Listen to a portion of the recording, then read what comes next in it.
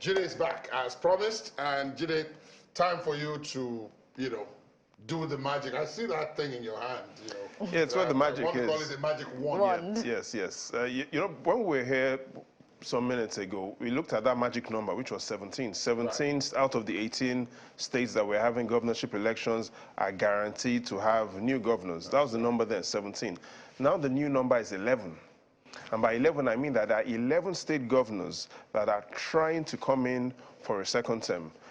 8 of those governors are in the northern region. 3 of those governors are in the south. And in the south, it is Lagos, Ogun, and Oyo. In the north, northwest, we're looking at Zamfara. In north central, we're looking at Kwara State and Nasarawa State. And in the northeast, we're looking at all those states in the northeast, excluding Taraba. So, it's quite interesting to see, will all these 11 state governors return? Will any of them fail to return? And this analysis is really to point into some of those key states, and then we'll be able to look at what happened in previous elections, especially the presidential election, look at the areas of interest, and let the viewers determine who they think will win this election. Where do we start from? We've looked at Lagos State, we've looked at Rivers State, we could take a look at Oyo State. Oyo is big. It's really big. It's big. And Oyo State, the history of them not returning governors. Some of those governors, Rashidi Ladoja, Lam Adesina, and the Akala. I can't remember. Ajimobi, the late Ajimobi.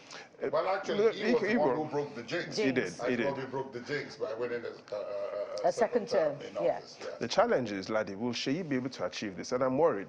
Sheyi perhaps is also worried. And I tell the summary of what we're about to look at here is that you're more likely to find a short giraffe.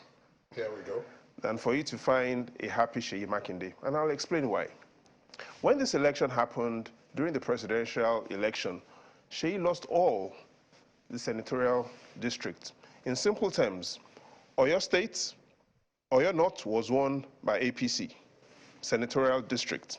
Oyo Central, the senator in Oyo Central is now APC. The senator in Oyo South, APC. Apart from this, out of the 14 House of Representative members in Oyo State, 8 of them are now APC. In simple terms, all APC, all senators in Oyo State are now APC. Majority of the House of Representative members in Oyo State are APC, and Sheyi Makinde from the PDP is on the ballot. What do you think will happen? The challenge is, if you look at the PVC collected, and look at where a majority of those PVCs, the PVCs are in Oyo South. Oyo South, 40% of all the PVCs in Oyo State and Oyo South, majority of those House of Reps members in Oyo South won their seats. The senator in Oyo South, of course, APC. But is there a way for magic to happen in Oyo State? Let's look at some of the areas in Oyo, areas of interest where we think it'll be interesting for us to see the magic. And if we take a look at the areas of interest in Oyo State, and we clearly want to focus on which polling units will influence these results. If we take a look at the... Is there perhaps a second slide? The next slide. The next slide. Okay. On Oyo State, that focuses on the areas of interest. Will that be it? Wait, could this be it? No. And the next slide. No. There's another one. The summary is, overall, in Oyo South currently is where you have most of the... Exactly. This is what you were looking for. This is what I'm looking for. Now, what you focus on is, in Oyo South, the local governments that are most critical for anybody that wants to win this election. Ibadan, all dominated in Oyo South. Ibadan North, Ibadan Southwest, Ibadan Southeast, Ibadan Northeast. So clearly, for Sheyi to turn around the tides, even though he has lost the 3 senatorial districts, even though majority of the House of Reps members are now in the APC, this is where the magic is, Oyo South. If he's able to win Oyo South, it stands a chance. And that's because even though the Oyo Central is important, even though Oyo North is important, we clearly see that Oyo South is where the PVCs are. Another important local government is Egbeda in Oyo State. Still in South? No, which is in Central. So most of the local governments, most of the big local governments are in Oyo South, but Egbeda is in Oyo Central. Central, But however, what it needs to do is whoever wants to win, either the APC candidate or the PDP candidate or any of the other parties, Labour Party, NNPP, every candidate needs to win. Oyo South. Oyo All South. eyes are on Oyo South. Again, like Oyo South is where you have the largest local government, Ibadan. Ibadan Northeast, Ibadan Northwest, Ibadan Southwest, Ibadan Southeast. That is all the concept. The challenge is the APC won Oyo South in the senatorial election. The APC won Oyo South. They have most of the House of Representative members now in Oyo South. So Seyi Makinde needs to show magic. He needs to be able to do something unbelievable. The voters need to really decide if they still want the governor or do they want someone else. It'll be interesting to see what the results show when we start getting the final confirmation on election data from Oyo. Another interesting state is Ogun State. Which is another state where an incumbent governor is seeking re-election. Exactly. All across these 28 states that we're having governorship elections, like I said, there are 11 states that they're sitting governors that want to come back. 8 of those governors in northern Nigeria, 3 of those governors in southern Nigeria, and all 3 in the southwest. Lagos, this is one of the 3. This is one, but there's some good news for the sitting governor, and that's because when the presidential election happened, the APC won 341,000 votes. Not only did the APC win, Ogun West, the APC won. Ogun Central, the APC won. Ogun East, the APC won. So the APC won presidential, the APC won senatorial, all the senatorial, and across all the 12 House of Representative seats, the APC won 8. So APC has majority in the reps in Ogun State. APC won all the senatorial districts in Ogun State. APC won presidential with a huge margin. Again, it will be easier for a fish to survive outside water than for you to believe that Dapo Abiodun is about to lose this election. It all looks good. However, does this mean that we know who will win? No, it doesn't. If we look at the areas of interest that we think will also determine who becomes the governor, and if we focus on that, here's what you notice if you look at the key areas where the numbers will come from. We see 2.2 million PVCs. Clearly, most of those PVCs are in Oyo Central. We see about equal number of... Ogun Central. Ogun Central, sorry. Ogun Central is where most of those PVCs are. But if we're going to look at what local government results are the most important, again, starting from Ogun Central, which is where most of those PVCs are, Ifo, Abeokuta South, Obafemi Owode, those are the local governments in Ogun Central where the citizens are interested in. Ifo, Abeokuta South, Obafemi Owode. In Ogun West, the big local government is Adodo-Ota. And in Ogun East, Shagamu. Across these 5 local governments, that we have in front of us are the local governments where you have the high concentration of polling units, high concentration of voters. Again, Ogun West, the local government to keep your eye on, Adodo-Ota. Although you've also pointed out that it does seem as if things are in fine fettle for those who are currently incumbent, but that any other party that wants to take this state needs to go through the center. Clearly, in Ogun State, based on the results from the presidential and National Assembly elections, Dapo Abiodun should be sleeping by now. In Oyo State, Seyi Makinde will have his eyes wide open. Dapo Abiodun sleeping, like I restated, because in Ogun West, Central and East, all 3 APC senators across all the 12 House of Representative seats in Ogun, 9 of them controlled by the APC. However, we're not calling the results. We still see that the people will have to decide. We'll look at the results that are coming out. However, here are the facts. Adodo-Ota, Ogun West, the most important local government, 655 polling units. Ogun Central, Ifo, Abeokuta South, Obafemi Owode, the most important local governments in Ogun Central. In Ogun East, Shagamu. These 5 local governments will influence who becomes the next governor, who wins the governorship race in Ogun State. All local governments are important, but we've picked up these top 5 local governments because of the high number of polling units they have and the high concentration of permanent voter cards that have been picked up across these 5 local governments. Interesting. Just before we exit Ogun, let's quickly return to Oyo, where all of the House of Representatives and senatorial seats went to the APC, but we have the incumbent being from the PDP.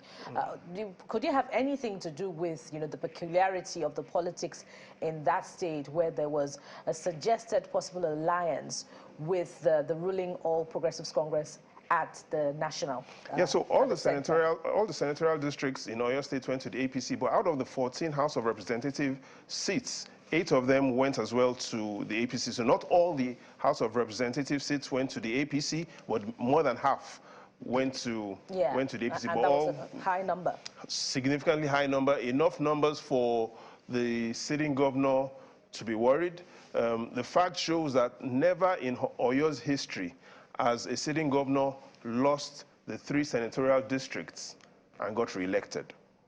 That is the challenge she is up to. Never in the history of Oyo State has a sitting governor lost 3 senatorial districts and go on to win the governorship election. Will Seyi Makinde be the first governor in Oyo State to do that? I'm sure within the next 24 hours, we'll find out. We'll find out. But again, we notice that the influence of the presidential election results significantly played a role in how people voted across the National Assembly elections in Oyo State and the House of Representative numbers. Will he come back to what Seyi Makinde again within the next 24 hours? We will find out. Where are we going from Oyo State?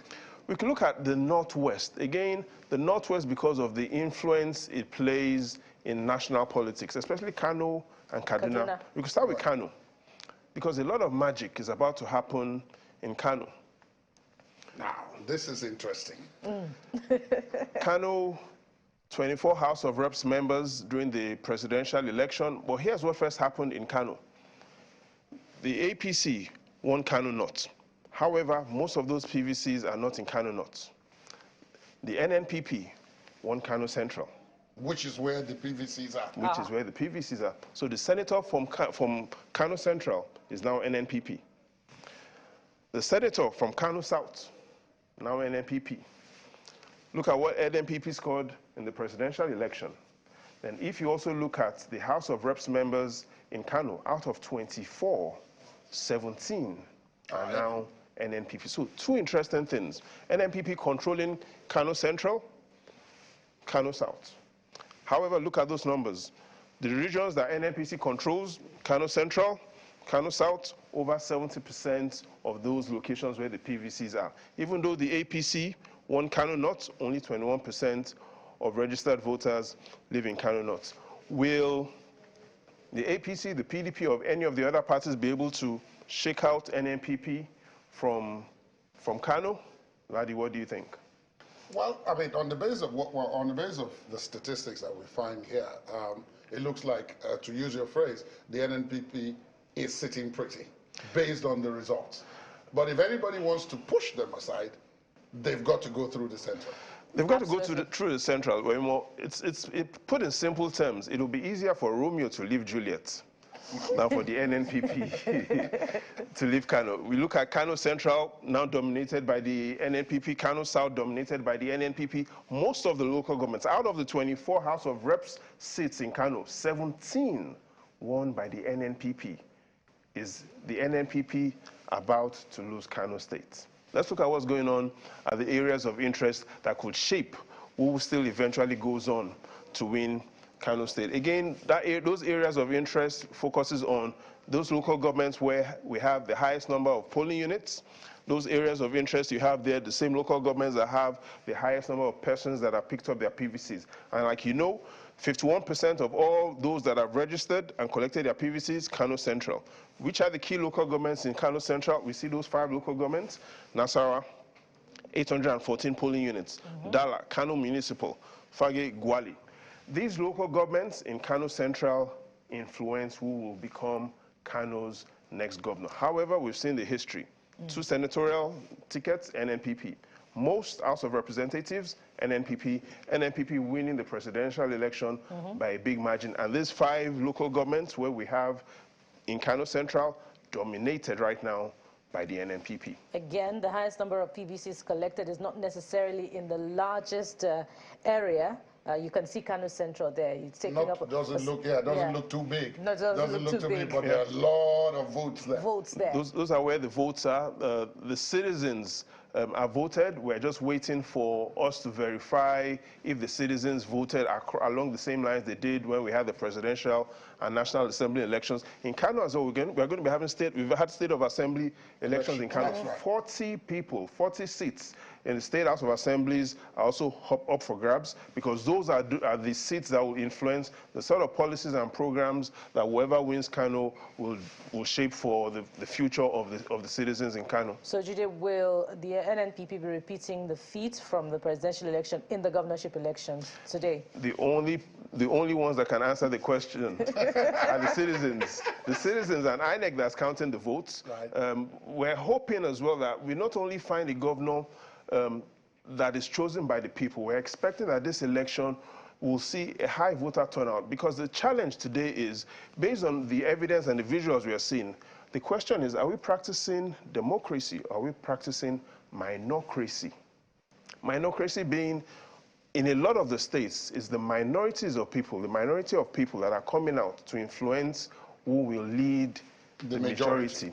And we're hoping that Kano and a lot of the other states that we're still going to look at will influence and change what is going on, whereby we're saying we're practicing a democracy, but it's only the minorities that are coming to take the decisions for the majority. So, Jide, is Kano a sort of minocracy? Because it would seem as if, well, they knew anyway that the NNPP may not have was not going to win the presidential election, but they decided to go the way of the NNPP anyway. So what we know about Kano is, a lot of the times, it's not just about the party, it's about the individual. And so we've seen an individual in Kano get the loyalty of the people. And so we should ask ourselves that, how did this individual perform? So clearly that loyalty, something is influencing that loyalty, Ladi. Could it be performance? Clearly it doesn't look like it was money. So we see the influence of loyalty more in Kano than money politics in Kano. But let's look at Kaduna. Kaduna, which is another very interesting state. Kaduna. Where no matter what happens, somebody new is going to emerge as governor. Definitely. We already see the sky blue there. You see the sky blue. The key numbers in Kaduna? Central. Central. What happened in the presidential election? The PDP won. See, big numbers. Imagine of more than 100,000 votes. PDP, 554,000 votes during the presidential. But the surprising thing is, in Kano North, senatorial election, the PDP won. Kano South, senatorial election, the PDP won. Kano South, Ladi, senatorial election, the PDP won. Across all of Kaduna's House of Representatives seats, the PDP won more than half of the House of Representatives. What do you think is about to happen in Kaduna, Ladi? Well, again, based on all the facts and figures that you have given, one would want to say that whoever the candidate of the APC is will not be sleeping tonight. If anybody is sleeping, it is more likely to be the candidate. They'll be keeping vigil. Of the PDP. Well, there are some local governments that would influence who still will win in Kaduna. And if we quickly focus on those areas of interest. Those areas of interest. What is clear is, based on INEX figures, 4.1 million persons picked up their PVCs across Kaduna State. However, majority of those polling units, Kaduna Central. Kaduna South, Kaduna North, Chikun, all in Kaduna Central. Igabi, Kaduna Central, and we see Zaria, Kaduna North. And so, across these 5 key local governments, 4 of them, Kaduna Central. Zaria, the biggest and most important local government in Kaduna North, is where the politicians are hoping to pick up their votes from. But the challenge is, even though we see Zaria playing a big role in Kaduna North, the PDP still won Kaduna North. Formerly a stronghold of the APC.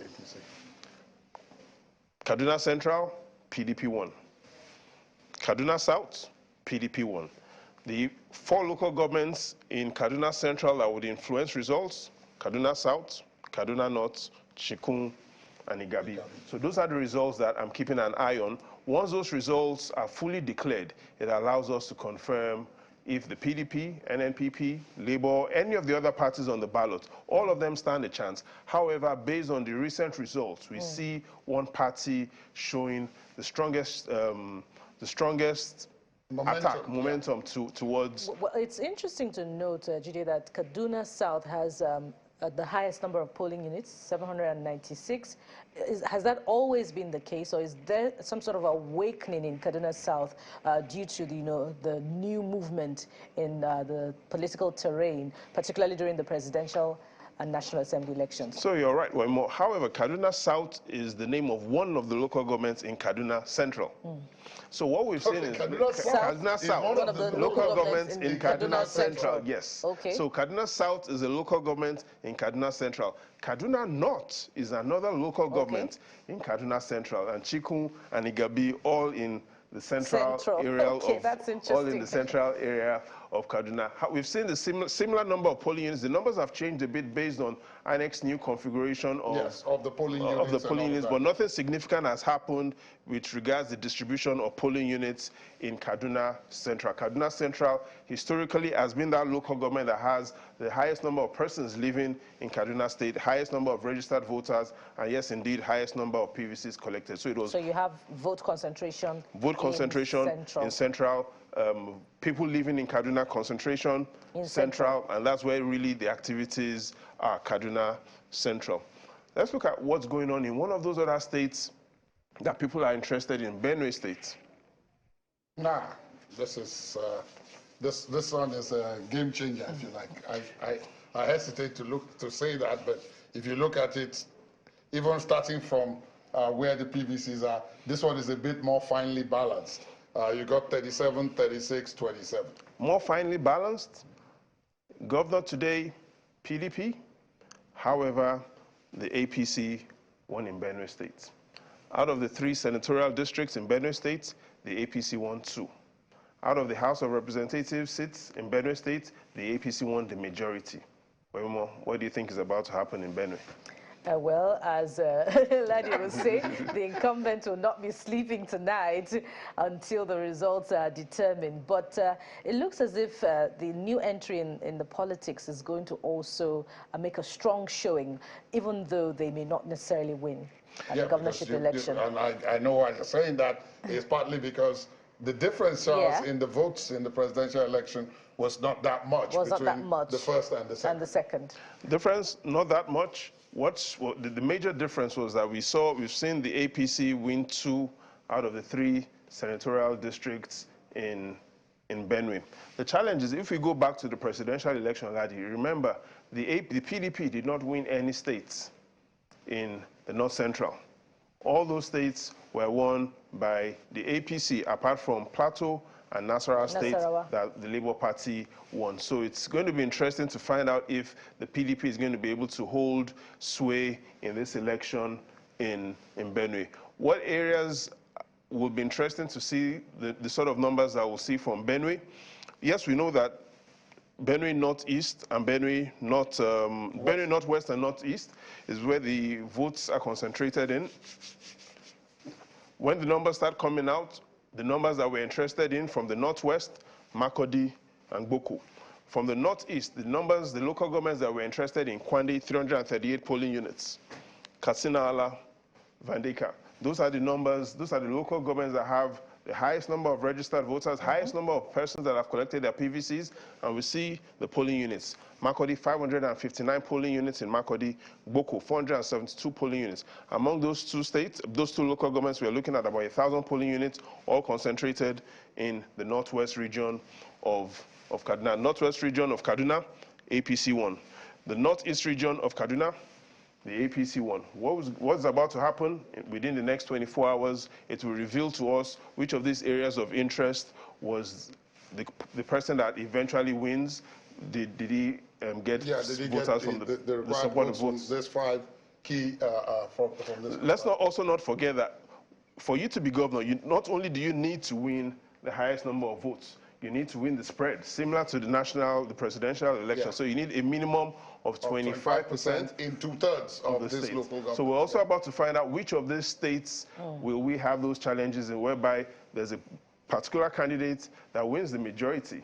But he doesn't get the spread. It doesn't get the spread. Will So Benue be one of those states? So because different areas, have the high concentration of voters, i.e. Northwest and Northeast, the candidate should not be concentrating his efforts on one particular area, but simply because that area has the largest number of votes or something, because he will run foul of this constitutional stipulation you mentioned. Yeah, absolutely. If at the end of the day he gets the majority but doesn't have the spread, he won't be able to take his message across board, Northwest, Northeast, and the South. Take the message, take the promise, and fulfill those promises, because that is what has really been missing in democracy in Nigeria. A lot of unfulfilled promises. A lot of unfulfilled promises, and those unfulfilled promises are leading to a lot of unfulfilled ballots. Dreams, disillusionment, and perhaps the Japa syndrome. What do we have other states? We have two more states in the Northeast. We're looking at Borno State and Taraba State. We could look at Borno State, which is one of the states, again. And the governor will be trying to get a second term. One of the eight governors in northern Nigeria that are on the ballot for a second term, Governor Professor Babangana Zulum. Yeah. APC is an APC, a governor from the APC. APC won in Borno, Ladi. Across all the 6 states in northeast Nigeria, during the presidential election, Borno State was the only state in the northeast that the APC won. And so Zulum did a lot of magic, again, because that was the state for the presidential candidate of the APC, Shetima is from. They were able to work a lot of magic for their party in the Northeast. Every other state in the Northeast went the way of the PDP. Went the way of the PDP. It was interesting. We looked at Adamawa, Yobe, Bauchi, Gombe, Taraba. Those other 5 states in the Northeast went the way of the PDP. Fire and Borno, the market for votes. The market for votes based on the National Assembly elections, APC won the 3 major senatorial districts across Borno. Borno State, like I said, was the only state across the 6 states in the Northeast that during the presidential election, the APC won. We do not expect much surprises from Borno. However, what are the areas of interest that we will be focusing on as the results come out in Borno? We know that 2.4 million persons picked up their PVCs. Most of the persons that picked up their PVCs living in Borno Central. Which are the key local governments in Borno Central? Maiduguri, Jere, Bama, Goza, and we're also keeping an eye on the local government from Borno South, Biu. Incidentally, 2 of these local governments, Jere and Biu, are where these fires happened. Because those are the areas where we see a lot of activities, commercial activities. Those are the areas where the traders live. Those are the areas where a lot of families residing. Also because of all the insecurity challenges that were previously in Borno, a lot of people settled, focused on in Borno Central. We saw a lot of security challenges prior to now in Borno North, bringing families to Borno Central, and we see a high population density in Borno Central. Again, that is why we see a lot of the PVCs in Borno Central. More than half of the PVCs in Borno State are in Borno Central. Overall in Borno State, the only state that the APC won across the 6 states in the Northeast, 3 senatorial districts in Borno State, all controlled by the APC. So the highest concentration of votes are not necessarily in the areas where you have the highest concentration of polling units because of the insurgency, but you find them in the commercial centers that you have highlighted, for instance, Jere and Biu. That is correct. That is correct. And in Borno South, it is Borno South in Biu, and the others in Borno Central. We've got 2 minutes to look at the last state. Taraba State. Taraba State, interesting, 2 out of the 3 senatorial districts won by the PDP. PDP won in the presidential election.